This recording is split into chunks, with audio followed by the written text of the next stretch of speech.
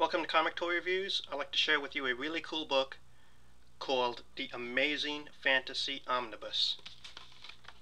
Let's show you the cover first. Right here, you can see it. Amazing Fantasy Omnibus, Stan Lee, Steve Ditko, Jack Kirby. Here's the thing. Everyone knows Spider-Man premiered in Amazing Fantasy 15. And that Amazing Fantasy 15 was the last issue of the book and the series.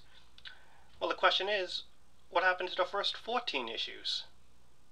And where are those stories from the first 14 issues? The great thing about this volume is that the 60s series of Amazing Fantasy, in this one volume and in this one omnibus, you get the whole thing. Issues 1 to 15, the set is complete, the series is complete, all in one volume. And that's cool. Showing you the covers in the back, starting off, it was actually called Amazing Adventures. Then they changed the title to Amazing Adult Fantasy. And then it was changed title-wise to just Amazing Fantasy. So they had 3 title changes. Let's get to this book. The cover price was $75, but I paid probably with shipping, probably like close to $40. You could find discounts online or on eBay. This one I got on eBay. Inside the cover, it's black with silver, and when you touch the silver, you can tell it's a little raised. So that's cool. The art is restored. It's crisp. It's clear. The stories start out mostly, these are like short stories, only a few pages, and the art is usually handled by Jack Kirby, and Steve Ditko usually did art for the last story. Right here, Dick Ayers and Don Heck, they did the middle stories. But from around issue 8 on, Kirby left the book, and it was mostly Steve Ditko who handled stories in all the books after that. Just check that out. Amazing Adventures #1. Again, this is the Amazing Fantasy series because they changed the title later. Great cover image. These stories in this series were what you might have heard about, the monster stories in Marvel Comics back in the day, before they had the superheroes. They were practicing different genres of stories, and this was one of those genres. What's really cool to know is that everyone knows about Kirby and Lee, they're Marvel heroes, or Ditko and Lee, they're Marvel heroes. Everyone knows about those stories, right? The Marvel bullpen.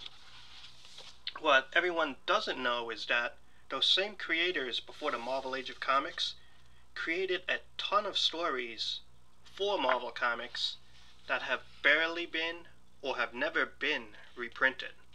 So you have all of this Kirby material, Lee material, Ditko material, and it's never been really reprinted.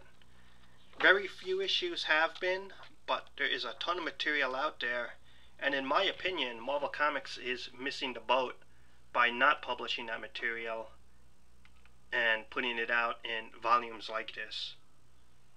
They have a few in some of their Masterworks volumes, but those aren't many issues, and it's definitely not a complete run of the creators and what they worked on. But what I would do is just compile those early stories and just make up big volumes like this and just publish it. And this is material you've probably never seen before, or stories you've read before. I mean, check that out. That's Jack Kirby right there. How cool is that? And that's a splash page right at the top of the story. But who's seen stuff like this before? I mean, you've seen the Captain America books, the Avengers books, the X-Men, the Hulk, but you haven't read these. You haven't seen these stories. As I said, Marvel missing the boat by not finding this classic material made before the Marvel Age of Comics and the superhero age and just publishing it, man. Look at that. Pretty cool. Again, Early Monsters by Kirby. Really cool. that's what's cool about this volume. The color is great, it's restored great, the art is crisp. Look at this, look how cool that looks. Aliens invading. You would think with this type of story that this would be in a regular Marvel comic, you know, something that you'd find reprinted easily, but no. As far as I know, this is the only volume of Amazing Fantasy 1 to 15 that they've published. I don't think they had a trade paperback of this, and I don't think they've had other reprintings of this. And this volume itself has not been reprinted. So your best chance of getting this is on eBay or Amazon. One thing to know about the Omnibus series is that the books in the Omnibus series are shrink wrapped in a plastic. If it's not in the shrink wrap plastic, then it's probably used. So you might want to make note of that. Look at that. Oh man, just great art right there.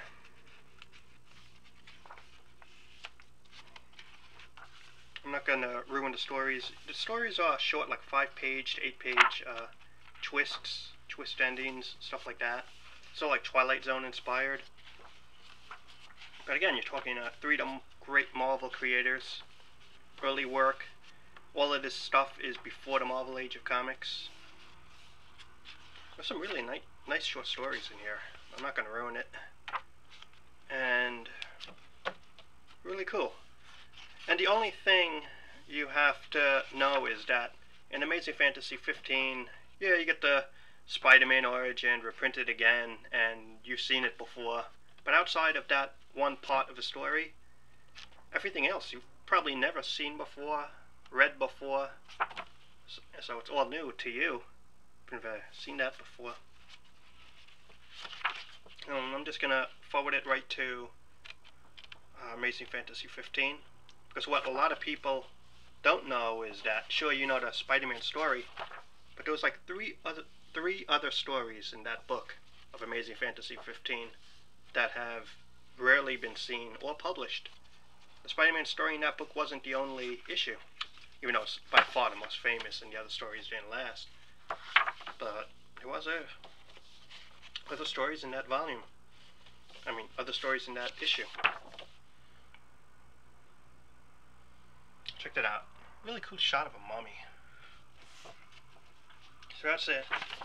This is the volume. It's about, let me see the page count.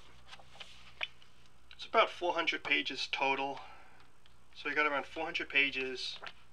You got Amazing Fantasy 1 to 15, the complete run of the series from the 1960s. By the 3 prominent Marvel Age creators from that era, all in one volume. The Amazing Fantasy Omnibus.